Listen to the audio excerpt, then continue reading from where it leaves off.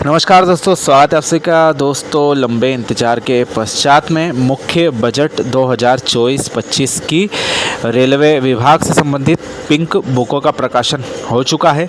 विभिन्न जोनों को फरवरी महीने में जो बजट प्राप्त हुआ था अंतरिम बजट में, उसमें और मुख्य बजट में प्राप्त राशि में भारी परिवर्तन देखने में आ रहा है। हमने अभी तक उत्तर पश्चिम रेलवे, उत्तर मध्य रेलवे और पश्चिम रेलवे की पिंक बुकों की जानकारी आप सभी के समक्ष वीडियो में प्रकाशित कर दी है। अभी चर्चा कर रहे हैं हम मध्य रेलवे, जो कि एक महत्वपूर्ण रेलवे जोन है तथा इसको भारतीय रेलवे की रीढ़ कहा जाए तो कोई अतिशयोक्ति नहीं होगी, क्योंकि कई महत्वपूर्ण मालवाहक कॉरिडोर के साथ साथ विभिन्न पर्यटन स्थलों के अलावा मुख्य रेलमार्ग मुंबई दिल्ली रेलमार्ग और दिल्ली चेन्नई रेलमार्ग का एक बड़ा यात्री भार मध्य रेलवे उठाता है तथा इसके विभिन्न प्रोजेक्टों के लिए जो राशि आवंटित फरवरी में की गई थी, उसमें जो अंतर आया है वह हम आप सभी के समक्ष प्रस्तुत कर रहे हैं। मुख्य मदों की चर्चा करें तो नई लाइनों के लिए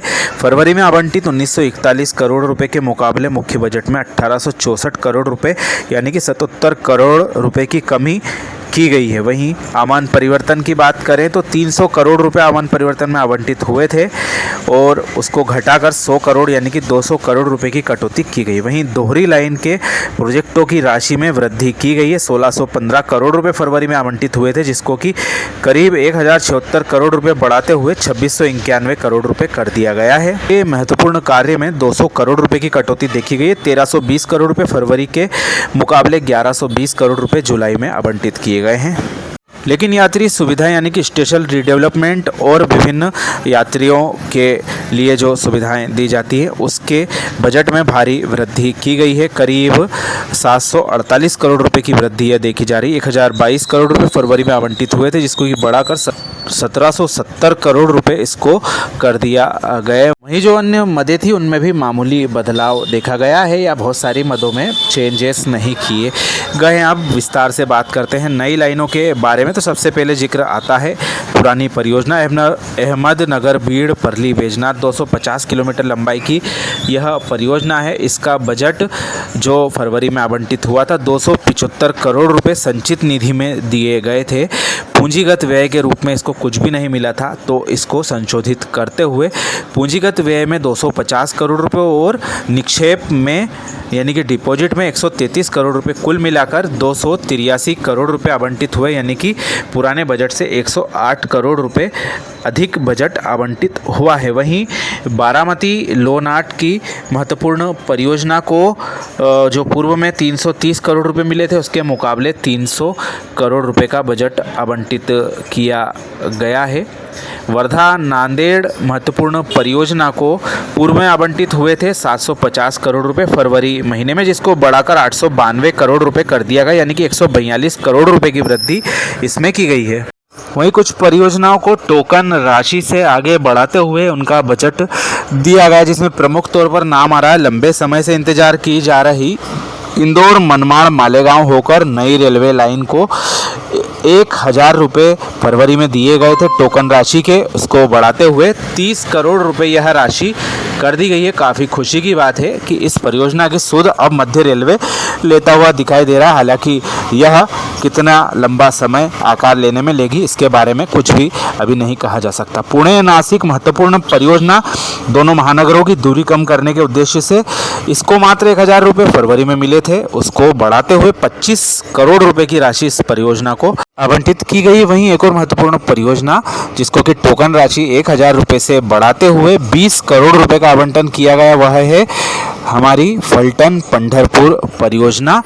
और इसके अलावा सोलापुर उस्मानाबाद परियोजना की राशि में कटौती की गई है। 225 करोड़ रुपए फरवरी में मिले थे, उसको 200 करोड़ रुपए का आवंटन जुलाई में किया गया। वहीं धुले बोरविहीर नरदाना 50 किलोमीटर की महत्वपूर्ण परियोजना जो कि इंदौर मनमाड़ रेल लाइन से हटाकर नया प्रोजेक्ट आकार ले रहा है। 350 करोड़ रुपए फरवरी में मिले थे इसे, इसको 50 करोड़ रुपए की कटौती करते हुए 300 करोड़ करोड़ रुपए का बजट आवंटन जुलाई के बजट में दिखाया गया है। और इन सब के अलावा एक आमान परिवर्तन परियोजना मध्य रेलवे के क्षेत्राधिकार में खुली हुई है, यानी कि इस पर कार्य शुरू होने वाला है। पचोरा जामनेर आमान परिवर्तन का मलकापुर तक विस्तार 84 किलोमीटर की इस परियोजना को 300 करोड़ रुपए का आवंटन किया गया था, जिसको कि घटाते हुए 100 करोड़ 50 लाख रुपए का आवंटन इस परियोजना को किया गया है। और इस परियोजना में भारी राशि की कटौती की गई है, लगभग 200 करोड़ रुपए के आसपास यह राशि कम कर दी गई है। वहीं मध्य रेलवे में प्रमुख तौर पर जो दोहरीकरण के प्रोजेक्ट है उनका बजट बढ़ा दिया गया है। आप चर्चा करते हैं उन्हीं दोहरीकरण प्रोजेक्टों की। तो भुसावल जलगांव तीसरी लाइन के लिए 20 करोड़ रुपए फरवरी में आवंटित हुए थे, उसको बढ़ाते हुए 30 करोड़ रुपए का आवंटन किया गया, यानी कि 10 करोड़ की वृद्धि।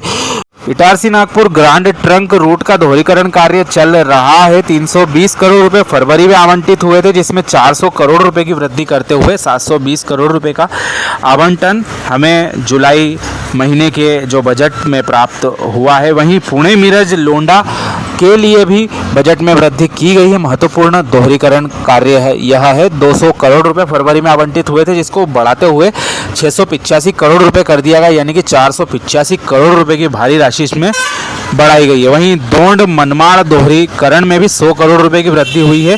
फरवरी के 300 करोड़ के मुकाबले अब यह राशि 400 करोड़ रुपए की जा चुकी है।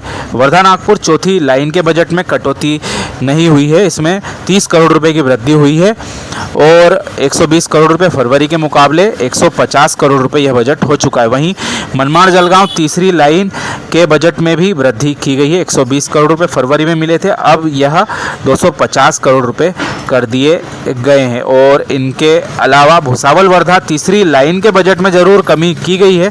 100 करोड़ रुपए इसको फरवरी में मिले थे, जिसको कि 30 करोड़ रुपए कर दिया गया है। तो लेकिन परिचालन की एक प्रमुख मद ट्रैक रिन्यूअल के कार्यों की राशि में कटौती की गई है। यह एक सोचने वाली बात है, क्योंकि जो विभिन्न ट्रैक हैं उनकी गति क्षमता बढ़ाने के लिए रिन्यूअल कार्य किया जाता है। हालांकि रेलवे का सोचने का नज़रिया थोड़ा सा अलग होता है। उसी तरह से जो विभिन्न स्टेशनों के कायाकल्प करने के लिए विभिन्न योजना रीडेवलपमेंट की चलाई जा रही अमृत योजना प्रमुख तौर पर शामिल है, उसके लिए भी बजट अप्रत्याशित पर बढ़ाया गया है। साथ ही जो विभिन्न मालवाहक परियोजनाएं हैं उनमें तो बजट मिलना ही था।